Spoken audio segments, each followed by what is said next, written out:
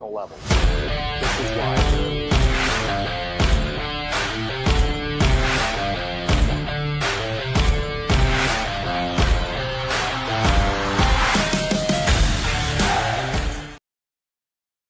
All right, everybody, welcome back to the Baseball Recruiting Deep Dive podcast. Today, we're joined by Thomas Hughes from Kansas State. Just a quick bio on where he's been in his career. So, Thomas played at Oklahoma from 2016 to 2018, and then at Kansas State in 2019. He was a volunteer assistant at Morehead State in 2020 after that. And then he's been on staff with Kansas State since then. Thomas, thanks for joining us, man. Thanks for having me on. Yeah. Thomas, how's the summer been going, man? I know we've had some communication about some transfer players, some high school guys. How are you guys balancing things right now? It's been busy. It's been good, but it's, as you guys know, and I'm sure you guys are familiar with it. It's changed a lot in the last 2 or 3 years as far as what we do in the summertime and what we cover. It's a lot more travel for us, but we've been, bouncing around to collegiate summer leagues and then trying to, spread out and get to the high school events as well. And but it's a lot more college summer league for us this summer and last summer, and then we spread out and go see the high school stuff as well. So Yeah, Thomas, speak to that timeline because I think, before the portal, it was kind of like your season's over, you got your exit meetings, and then you're pretty much just going out watching high school guys recruiting, wherever the tournaments are. Now, what's your guys' timeline? Season ends, is it straight out to the college summer leagues after exit meetings and then like in July, high school guys? typically, yeah. So pretty much the whole month of June, we were bouncing around to different collegiate summer leagues, and that is always changing because obviously guys don't all get in the portal on one day, and Yeah. obviously guys don't all say yes to us on one day either. So you're constantly just getting a database on guys that are in the portal or guys that you know that you think might end up in the portal, and just in case certain guys say yes or certain guys say no, you want to make sure you have all your bases covered as far as backup plans. Um and then like you said, kind of like July is when we really start kind of hitting hard at the high school level. And it's the timeline for when we can communicate with these high school kids has changed as well over the last couple of years. So um, we've already pretty much kind of narrowed down our 26 class to an extent, and now it's just kind of creating that sort of database as far as 2027s, and just when August 1st rolls around, we know who we want to kind of reach out to. So Yeah. So when you guys are talking about the portal players you're looking to bring in on or transfer players, I should say, on any given year, how frequently are those conversations coming up? Like during the spring, into the summer? Like is that something you guys are in constant communication about, or is that just kind of as needed as players are really popping up on your radar? yeah, I mean, we've had a lot of success in the portal. So it's constantly talking about, hey, look, this is what we feel like we might lose to the draft. Here's what we need to bring in. Like I said, the portal's been good to us, and if you just look at it from a broader standpoint, it's bringing in a 21-year-old that's had 200 collegiate at bats is you're able to reload right away, and then obviously still bringing in the high school pieces too that you can develop and even play right away. But I think the answer kind of to your question is it's always kind of changing. Um, it changes for us year to year. This year we have a lot less turnover, so we went out and got a lot less. And then the craziest part is we didn't really know exactly what we were recruiting to this whole last year until June 6th or 7th, whenever the legislation was passed, and we were officially told what the roster limit would be and when that limit would go into place. So the last 2 years, I think it's been more communication every single day because stuff is just constantly changing as far as roster limits and revenue sharing stuff and scholarship stuff. So it's being able to juggle all those changes while kind of anticipating what you think is going to happen as far as scholarship limits and roster limits. But yeah, I guess that's kind of a long-winded answer to your Mhm. question. I mean, it's just, especially these last few years, there's been so much change that it's constant communication. No, that's great. And I think one of the things we've asked a bunch, pretty much every coach on here. I mean, just talk about because I think a lot of coaches are getting flack right now because it's like, man, they're just recruiting portal guys, and high school guys are getting cut or they're not getting recruited. But speak to kind of the anxiety that starts to hit near the end of the season and the portal open date, because you guys have no idea, even depending on, you may think the exit meeting go great. And then all of a sudden, 10 guys go in the portal and five of those you didn't think were going to go in. So speak to kind of the anxiety that comes up around that time for you guys as you get ready for the portal to open. Yeah, we've been really lucky. I think it's a testament to kind of the culture that we have here and the program that we've built to where we haven't really been blindsided too often over the last 2 years with guys that we didn't think would go in, but it still happens, and the anxiety is real. Yeah. We kind of joke around as a staff, let's get to July 2nd when this thing closes. Yeah.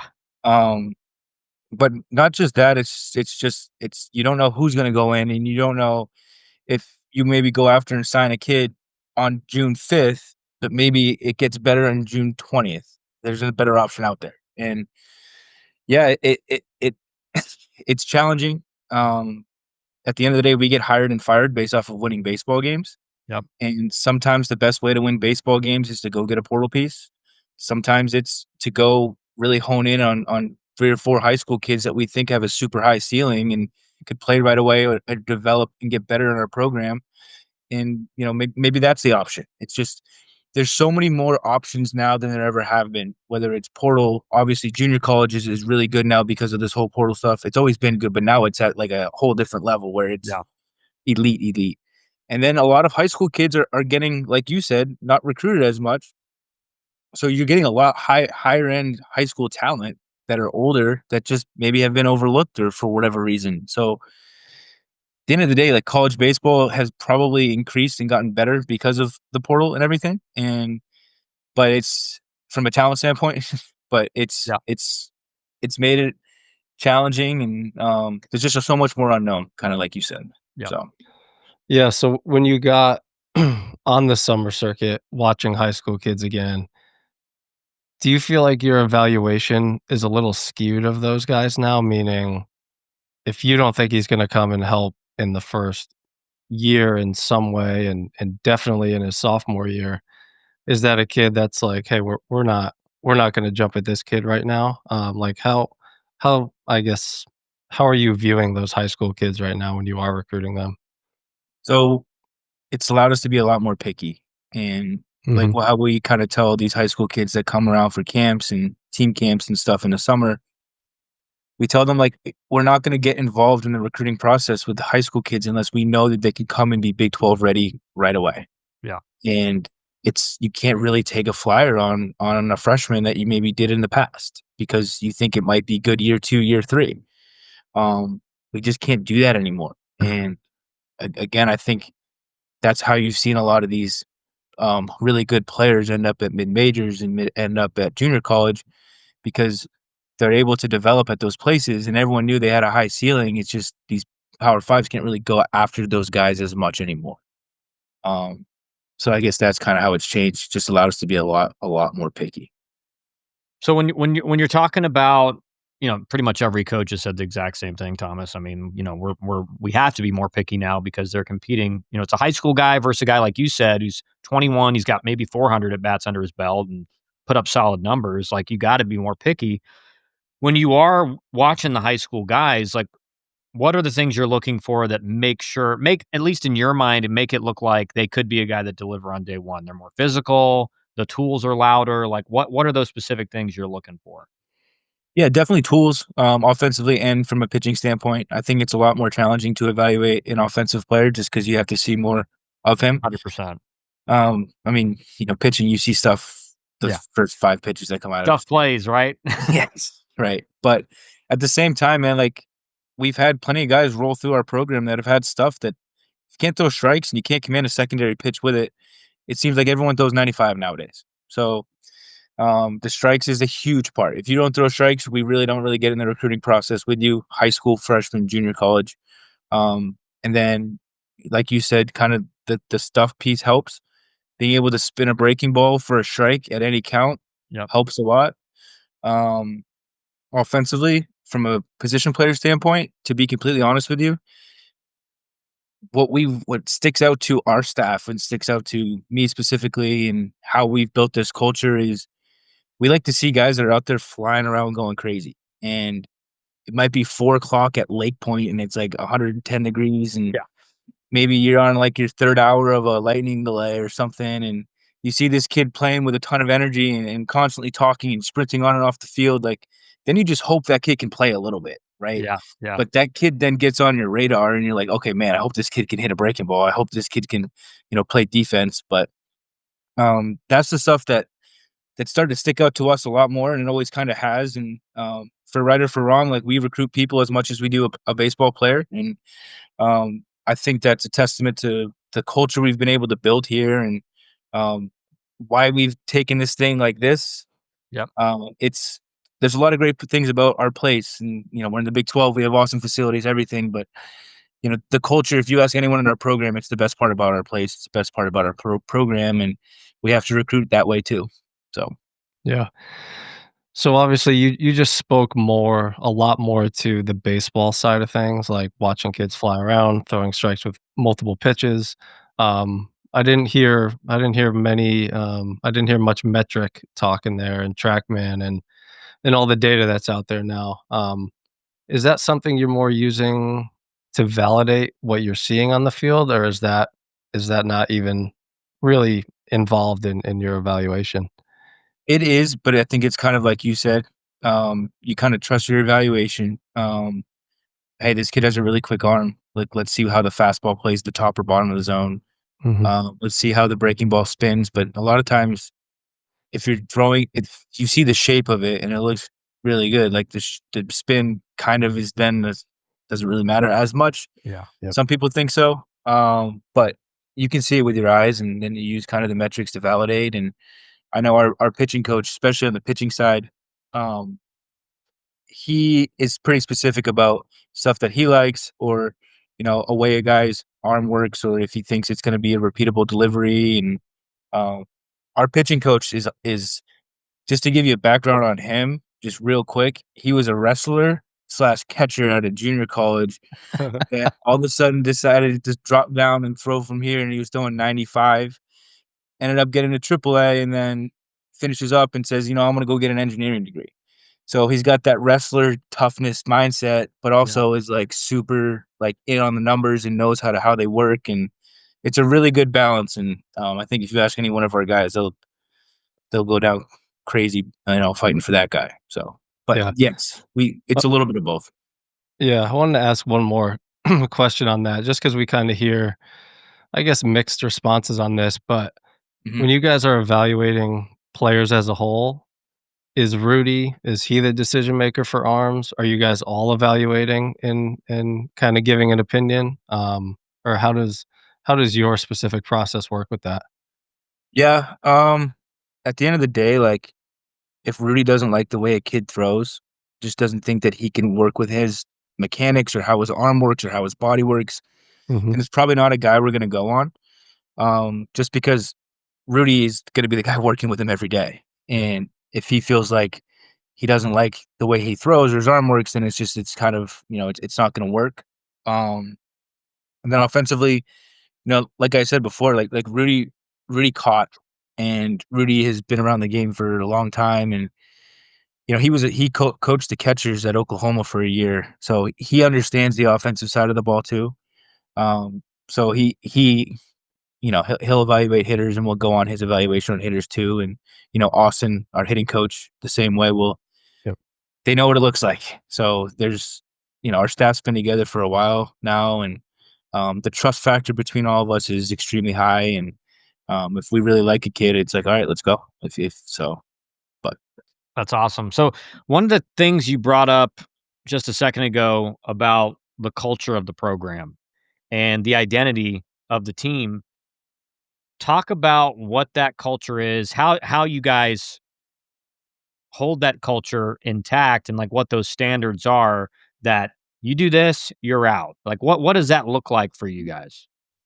well, it's a little tougher to kind of keep a culture nowadays with so much Sure. turnover with everything. And I think when a locker room runs itself and we don't have to run the locker room, I think that's when you know you got it cranked up. That's a great And point. and it's like that's so a lot of that stuff that happens that might, be not getting us to where we want to go as far as a goal, it doesn't get to our desk. It gets taken care of in the locker room.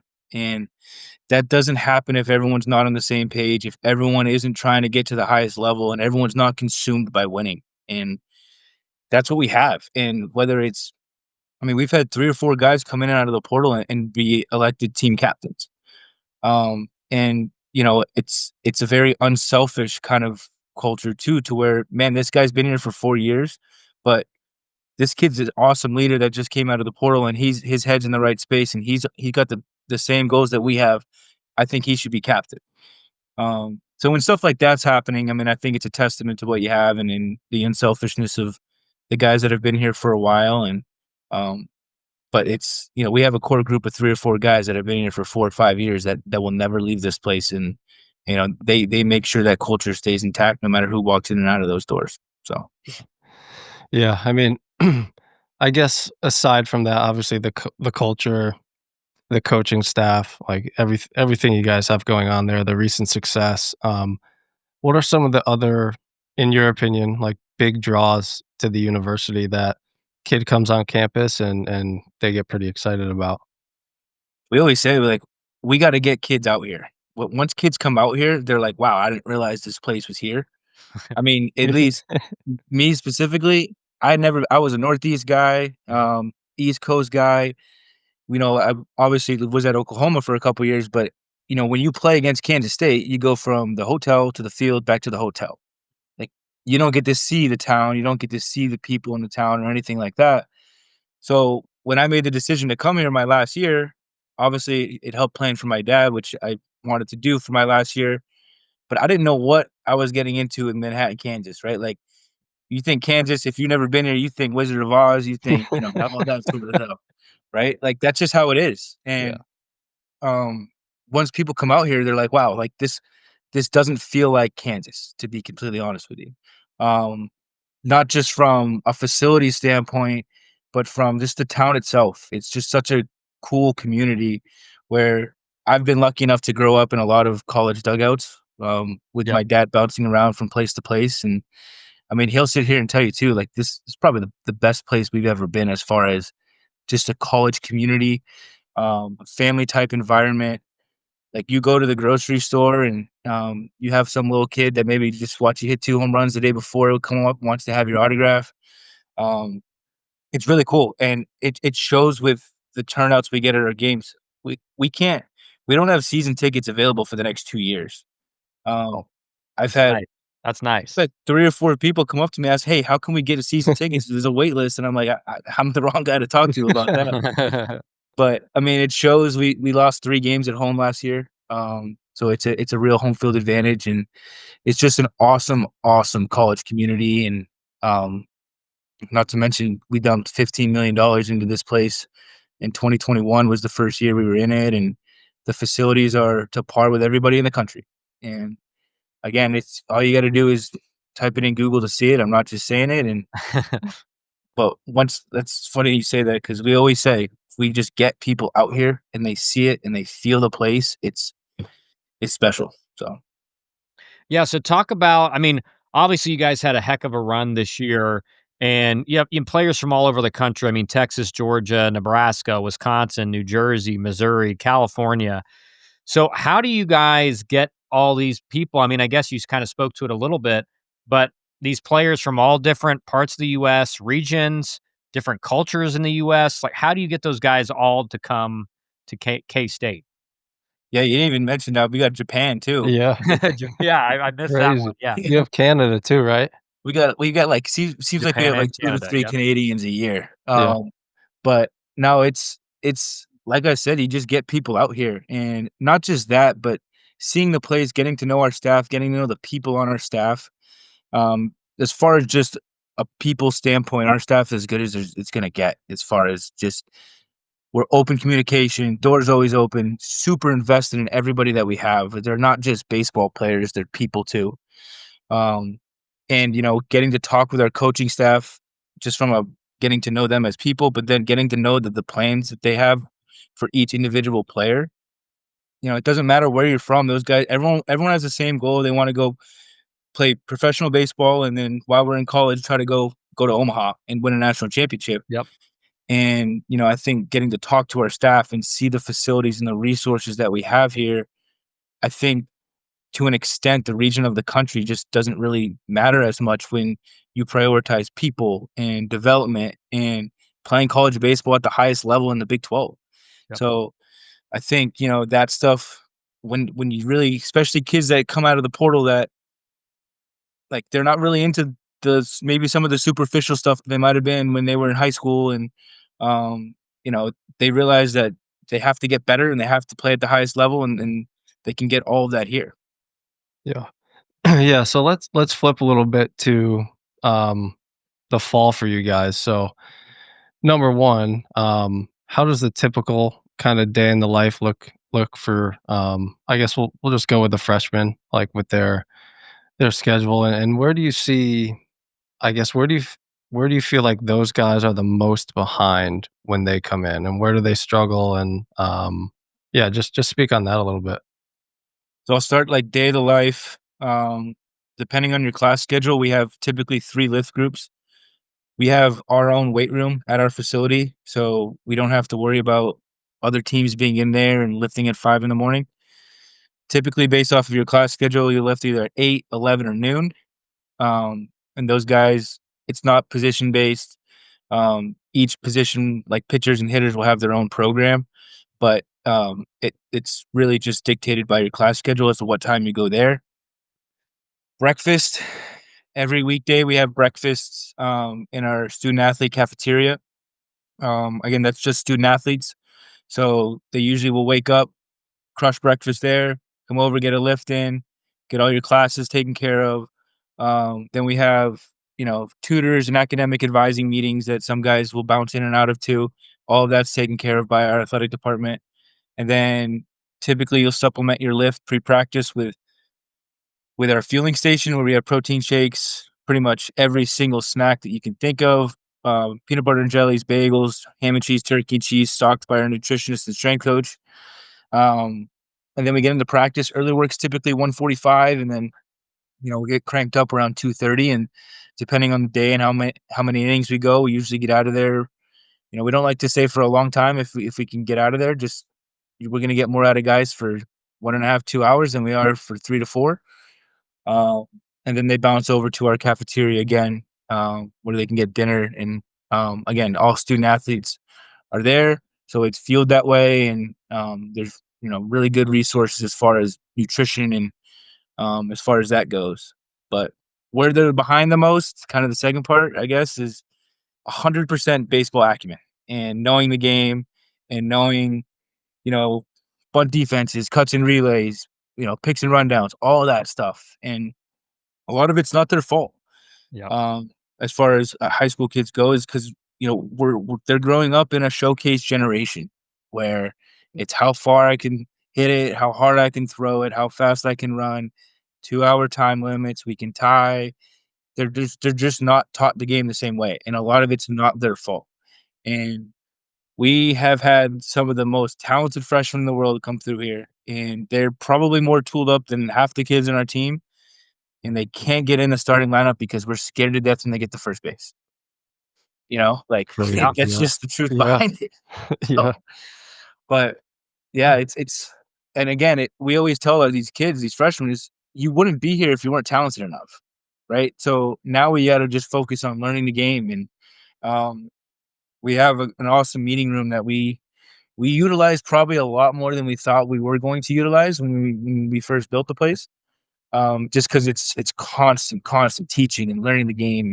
And it slows the game down for guys too when they know it, and it helps them Yeah. play better if they're confident.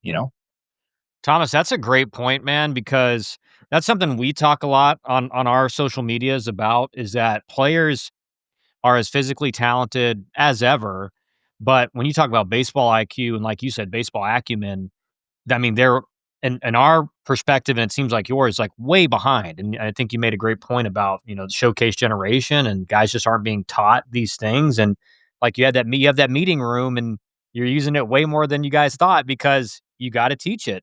Right. Um, what does a freshman have to do? Because again, I think a lot of parents and players don't realize that their career at the school they end up at is make or break in the fall. Like the kind of impression you make. So what does a freshman have to do in those however many weeks to impress you guys enough to think this guy's got a shot at playing for us? Yeah, first of all, like freshman for us, it's whether it's a freshman or a senior or a transfer portal kid or junior college kid, like we're gonna play the best nine. And like you said, and a lot of that comes out of the fall. And it's just playing hard, the maturity level of a freshman, because you're gonna go like this in baseball, like hitting and pitching and baseball in general is hard. And there's gonna be some downs. And we're super, super locked in on guys how they handle failure, especially in the fall. If they have a bad outing or if they have a bad day at the bad couple days at the plate, is it turning into a week bad day at the plate, or is it just, hey, let's stay keep our routine going and then see if we can have success the next couple days? Um, the maturity part is huge.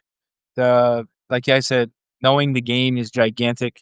Um, he could hit 15 home runs, like I said, but if he's on first base and we're scared to death what's going to happen, or he's playing shortstop and he's not going to be in the right place in the cuts and relays, or he's going to screw up the looks with the pitcher um, 3 times in at bat. Like we just Yep. can't play those kids, and it seems kind of small, but it matters when you can't control the run game. It matters when that you're the tying run at first base and you can't steal second base because you don't know how to do it the correct way or how to do it in our system, and that stuff it plays a huge part at our level, and those games that are decided by 1 or 2 runs. Yeah, so obviously those are some pretty some pretty big things Yeah. in the game for you guys for sure. So talk about when evaluating high school kids. Obviously you have the ability to teach them the fundamentals. You have the ability to teach them the bunt defenses and all that. What are some of the bigger I guess red flags when you're evaluating a kid at a tournament or a high school game? What are some things that'll make you second guess a kid or even make you cross a kid off from what you see? Yeah, it doesn't play hard.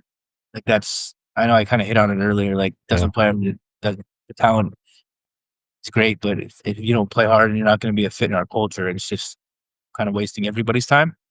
Um, but that's huge. Like you said, there's leeway as far as not knowing the game as a high school kid because we can teach that, and I feel like we have a pretty good staff that can kind of teach that. Um, but really, the only thing I would say cross off the list is just how you play the game. If you're not playing the game the right way, and um, it doesn't translate. We found at this level, especially not at our place. And then another one, I guess, from a pitching standpoint, would be strikes. Like if you can't throw strikes, it's just you could throw 100, you're not going to be on the mound for us. Um, so those would probably be the 2 biggest ones. Yeah, I mean, I feel like you're saying so many things, Thomas, that like we try to say to parents of clients that we work with. And you can tell it's like, okay, they believe you, but like, I don't know, because I see all over social media this is actually how it works. And what you just said, I mean, we've probably said that 1,000 times. Like, it doesn't matter how hard you throw if you are looked at as a liability that's going to come in and walk the house, right? A guy that's going to come in, walk the bases loaded, and just like you said, as like you have a guy on defense, an outfielder who never throws it to the right base, doesn't understand the situation, doesn't keep the double play in order on a play where it doesn't make sense. So I think you're bringing up so many great things that we have conversations about, and sometimes it makes a lot more sense when a guy like you're saying it. So let's get back to recruiting.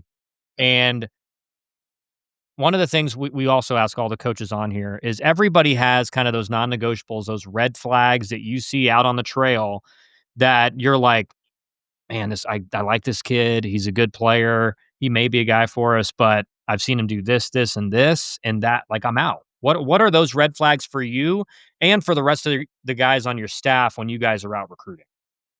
Yeah. So again, playing the game and then the strikes, and then we do our research too. Like if we're really interested in a kid and we really like, what we've seen him play and do on the field, like we'll talk to the travel coach and we'll talk to the high school coach, and we'll do a lot of behind the scenes digging on that, because if we talk to the travel coach and he's like, man, I'm having a lot of issues with him. Maybe I'm having a lot of issues with maybe his parents that are Yeah. just super. They're telling me what to do with the kid, and I have no freedom to teach him. He's not willing to learn. He's not willing to adapt or try to challenge himself in some of the drills that we do. Like, that stuff matters a lot. And you can be the best baseball player on the field that day, but we talk to the high school coach, or we talk to, the travel coach, and they have a lot of red flags about character and being able to handle your business and being responsible and being mature. If they have red flags with that stuff, like that matters a lot. And, you know, like you talk to the high school coach, it's like, man, like this kid, like he's super talented, but I can't get him to care about class. I can't get him to care about academics. He's terrible in the classroom. Well, that stuff translates to the field too. Yep. Like you don't just have an on and off switch, right? It's you either are on top of your stuff on the field and in the classroom and in the weight room, or you're the guy that cuts corners, and you're going to cut corners in the weight room. You're going to cut corners on, your scouting report prep.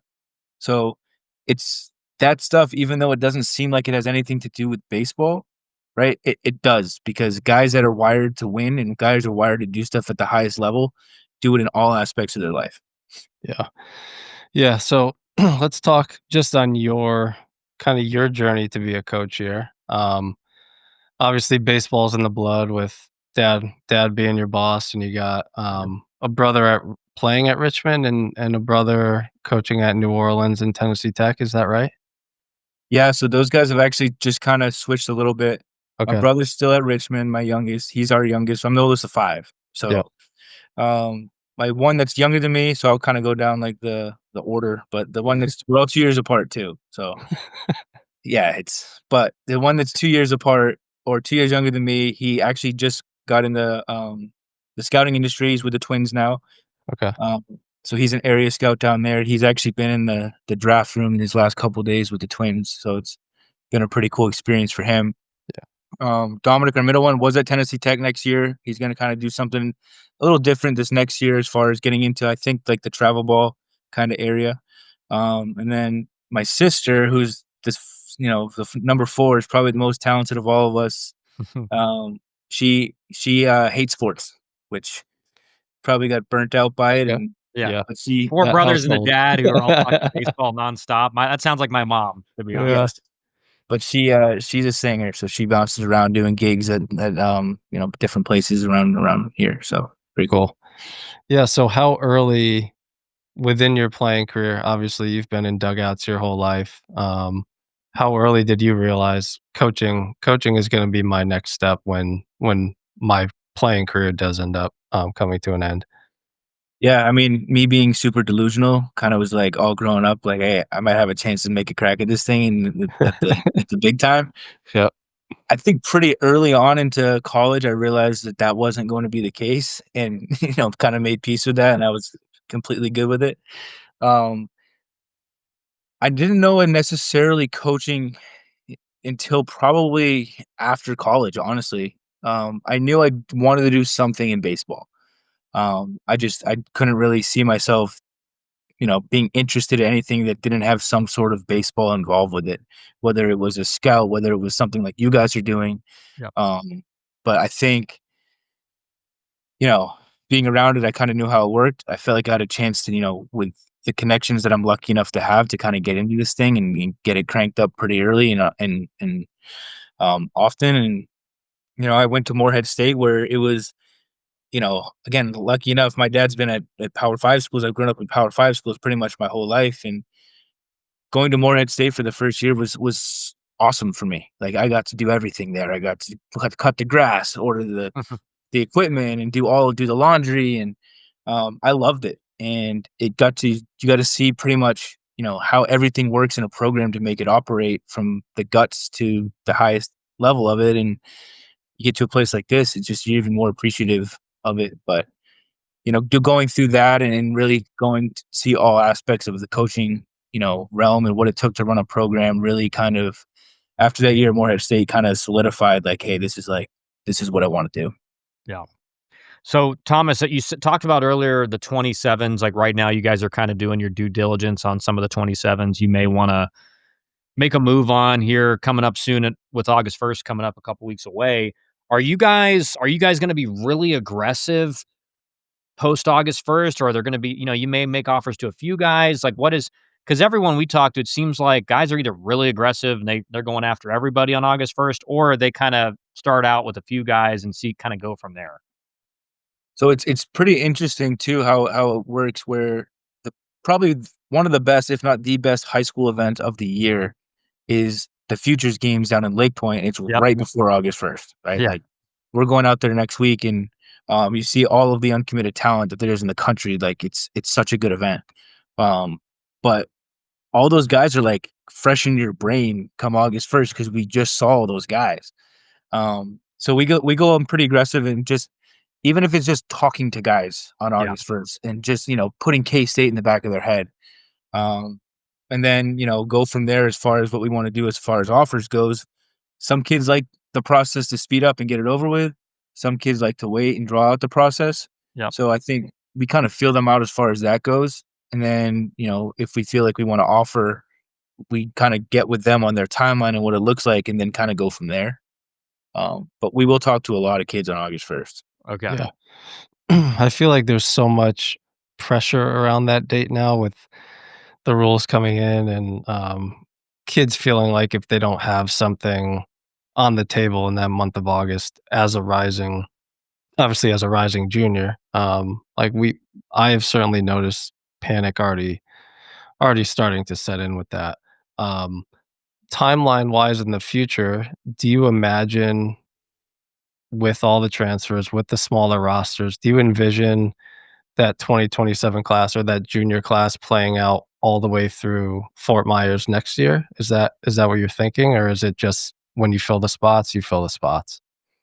We never stop recruiting. Like we just we just signed a kid that'll be a freshman in a month Oh, um wow. to our roster because we had space for him. So Yeah. I understand the panic. I get it. I think moving the date to August 1st of their junior year was the best thing the NCAA has done because it allows kids just to be kids and not Yep. panic early on or as a freshman or sophomore or eighth grader, as crazy as it sounds. Yep.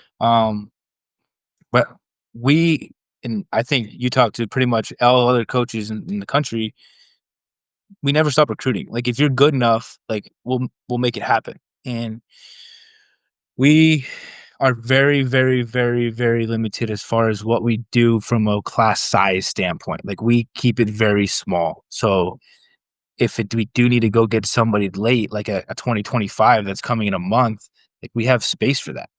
Just because we're not going to go sign 25 freshmen in Yep. the first in the month of August, right? Like, I mean, just for put an example, like this 25 that we just signed he'll be the fourth kid he'll be the fourth freshman that'll be on our team next year. We have four freshmen. Wow. And so we had three signed in 2025 before he committed yesterday, and then we have two in 26 and we have zero in 27.